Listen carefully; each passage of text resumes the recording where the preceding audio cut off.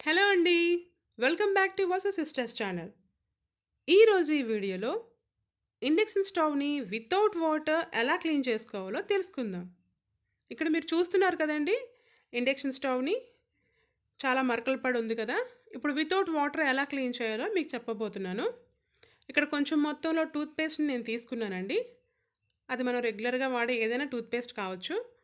తీసుకొని మొత్తం స్టవ్ అంతా ఇలాగా అప్లై చేసుకుంటున్నాను. చేత్తో మొత్తం ఇలా రాసుకుంటే సరిపోతుంది. ఇప్పుడు మన దగ్గరున్న ఒక వెట్ టిష్యూని తీసుకొని దీన్ని ఇలాగా రబ్ చేస్తూ క్లీన్ చేసుకోవడమే. వెట్ టిష్యూ లేకపోతే ఏదైనా కాటన్ క్లాత్ ఉన్నా సరిపోతుంది.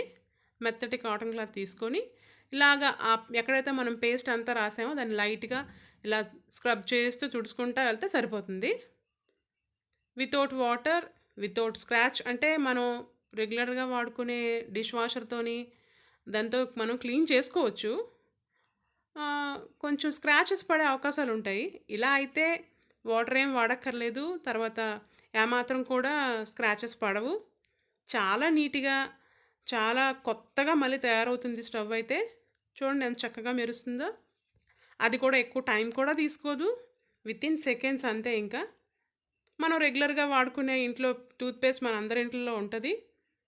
దాంతో చాలా నీట్‌గా, కొత్తగా మనకి స్టవ్ క్లీన్ అయిపోతుందండి. చూసారు కదా! ఎంత కొత్తగా మెరుస్తుంది కదా! నీట్‌గా. మెయిన్‌గా ఏంటంటే మనం సోప్ వాడలేదు. ఇంకా వాటర్ కూడా లేదు. ఈ వీడియో గనుక మీకు నచ్చినట్లయితే లైక్ చేయండి, షేర్ చేయండి, సబ్స్క్రైబ్ చేయండి. Thank you for watching.